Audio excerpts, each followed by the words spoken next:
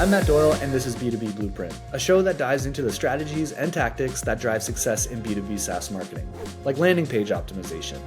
Even the most well-planned and well-budgeted paid search campaigns are doomed if the landing page isn't up to par. Issues like confusing text, complex forms, and distracting links will all work against you. But to help us address these challenges head-on, we've brought on our Director of Demand Generation, an avid Celtics fan, Steve Gottlieb, onto the show to talk about creating landing pages that convert and walk us through maybe what you'd consider a paid search landing pages 101, so to speak. Hi, Steve. Hey, Matt. Happy to be here. And you tempted me to shift this towards the Boston Celtics, but let's stick to B2B and landing pages. Absolutely. Well, congratulations on your 18th banner anyway. So we're really excited to have you here today to talk about paid search landing pages. So let's get right into it. From your perspective, Steve, what does landing page optimization mean? Yeah, great question. I think, even a carefully planned and researched and well-budgeted paid search campaign can and likely will fail if the landing page itself is not optimized, right? So if you've got a page with lots of links pulling people off the page, confusing or dense text, acronyms or jargon that might not be familiar to users hitting your page, complex or maybe even an intimidating looking form, or even a lack of a plan to test and optimize that page, these are all issues that we commonly see that can cause issues, right? And so we help clients address this by putting together new pages that are designed to be clean, simple, and quickly communicate the essential message of kind of you're in the right place in that kind of a second or so you have to capture a user's interest who's clicked on a paid search ad. And so following some kind of basic and I would say repeatable best practices, using a tool like Unbounce for testing and optimization, will make a huge difference and could well be what makes or breaks your paid search campaign results. Awesome. That's all great advice. So why is landing page optimization valuable to clients who are hoping to grow their business? Yeah, I think, focusing on those landing page best practices and consistently testing to further optimize, it can be a game changer, right? And a critical part of making sure that your paid search campaigns drive leads, pipeline, ultimately revenue for your business. And it's an easy one that we see get overlooked pretty commonly. So how does optimization work with regards to landing pages? Sure. So sending paid traffic to an existing page that you already have on your site or to a page that's not optimized often results in some or all of the following issues, right? So one, if you've got a header nav and links that throughout the page are drawing traffic away from your goal, which is a form fill and a conversion, that's going to be a problem, right? Your paid traffic may be commingling with organic traffic or traffic from other sources. Depending on how you have your CRM and your reporting set up, that can be a big challenge or produce misleading conclusions. As I said earlier, you've got about 1 second, right, for a user to scan that page and feel that they're in the kind of the right place. And if they don't get that vibe, they're going to hit back or close the window, and you're paying for that click, right? So if you've got lots of acronyms or content that doesn't really clearly state what you offer, that's going to ding your conversion rates. Or even if the page isn't loading quickly enough, that also is going to create problems with your conversions. An image that doesn't resonate. So maybe you've got multiple campaigns set up and they're targeting different users. If folks are clicking and they're hitting a page and they're seeing an image that doesn't align with your paid search keywords or copy, that can create conversion problems. And then also lack of credibility. This is another one that's fairly easy to overlook, but people need to feel immediate comfort with your company, especially if it's a new brand or you're in a new space. People may not have heard of you. Do they see customer testimonials? Do you have logos from recognizable customers or partners? Again, if those are missing or not on an existing page that you're using, that's going to create problems with conversion. So again, using that well thought out and a dedicated page gives you the control, enables you to test and optimize. And then following our basic and kind of, I would say, straightforward best practices should help you mitigate those challenges, right? So I like to start with the kind of the good old fashioned, keep it simple, stupid approach. Like your page should be short, and clear. Focus on the value that you offer or the pain point that you address for your customers. Header language at the top left of your page is critical, maybe the most critical element on your page, right? So think short, compelling, and value-based. Don't clutter it with jargon or acronyms or any of that stuff.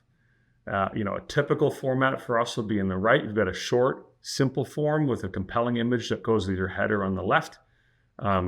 And then your call to action and maybe even an arrow that draws people's eyes in that direction. Unlike most pages on a website, I mentioned this before, eliminate your top nav. You don't want people clicking through to other tabs in this page. You want them just focused on what is this company offering and how do I click to learn more and fill out a form. Even your logo, if you really want your logo to click to your homepage, have that open up in another window. You don't want to push people away from the page that you just paid to have them land on. As I mentioned, if you can, include some customer testimonials or ideally recognizable logos of customers or partners below the top header section to enhance the credibility. And, simple basic stuff like the CTA button below your form, make sure that's prominent and it pops. It doesn't blend in with your color scheme. I always like the old click me orange color. Just make sure it stands out from a usability perspective, maybe with some actionable language like a get started or a let's go. And finally, I would consider testing a video if you have room for it. Static images are great if they resonate, but a video page that features video tends to engage users and convert at a much higher rate. And so maybe to bring some of this home to life, I'm just going to share a quick example here. This is from one of our real life clients, and we work with them to create this page. And so this is Black Crow, and I think this page really kind of represents everything I was just kind of describing. I'll just go through it quickly, right? So they've got their nice, clean header here. Black Crow is an AI tool in the Shopify space for e-commerce customers, right? And so if that's what you're searching for, boom, that header quickly reinforces you're in the right spot. They've got further value in their subheader here, increased revenue by 20%. Great. If I'm in the e-commerce business and I want to use Shopify, I want to grow my revenue, perfect. This seems like the right spot for me, right? Got a nice clear form over here. Here's your CTA button. You'll see it's not really like an arrow like I mentioned, but this visual element really draws your eye right over here to the CTA button. Pretty clear where they're focusing users and how they want this page to perform. Finally, they do, of course, have some nice credibility on here. They've got their G2 crowd badges. They've also got logos for some really prominent customers in the e-commerce space. And then finally, they do have that video element here. In this case, it's a pop-up. But quickly, you can learn more and get that extra engagement with Black Crow. It's going to lead visitors to move over here, click book a demo, and move forward. That's awesome, Steve. Thank you so much for walking us through that. So how do you measure the performance of a landing page? How do you use this data to make improvements? Yeah, great question. Once your page is designed and built and launched, you really feel good about it. I would argue the work is really kind of just beginning in a way. And I have well learned over the years that just, whenever you think you know what's going to work well, which page is going to perform best for your users, you're probably wrong, and that you need to test, right? And so this is where we pull in Unbounce in our case often, and we do A/B tests. I've seen beautiful pages that visually look awesome, but maybe they underperform from a conversion perspective against a page that might be much more straightforward, maybe even visually less appealing, and that's why you test. So as I said, we commonly use Unbounce Interactive. It's a great tool. It allows our non-designer marketers to still take control of the page and implement changes and tests on an ongoing basis. And this can be anything from let's try a different header language. Let's change the color of that CTA button. For the Black Crow example we just looked at, instead of green, maybe we try orange and we see which one works better. If you're using a product image, maybe you test one version of the page with people using the product, or swapping in G2 crowd badges instead of testimonials, for example. When you're doing testing, I just wanted to state, when I'm talking about A/B tests and we're looking at that, one, make sure you're using some kind of tool to make sure that the variation you're seeing is statistically significant, right? So there's free tools you can use to plug in traffic and conversions from your A version and from your B version. make sure any variance you're seeing is actually statistically valid. You're not leaping to a conclusion too rapidly. And then make sure that test, you're not doing a pre and a post test. You don't want to test a page in June and then test another version of the page in July, because things could be different in different months and there's holidays and all sorts of stuff. So you want to do an actual A/B test when you have a traffic split between two variations at the same time. And then I would just say that seemingly small changes make a big difference, right? Moving your conversion rate on a page from 1% to 2%, it's a small change, right? But it's also obviously that's a 100% improvement in your landing page conversion.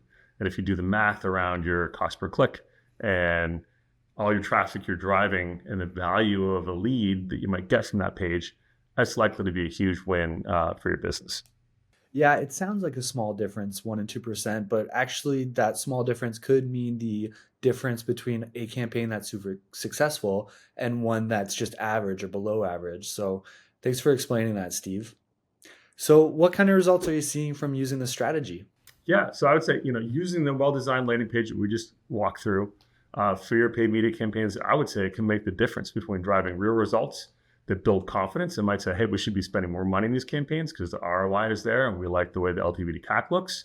And so you're building confidence to invest more in a marketing campaign versus a campaign that falls short, right? And doesn't hit results that you want or hit your targets, or you're missing your cost per lead and you end up scrapping the whole campaign, right? So this really is a critical point and a critical lever to be focusing on.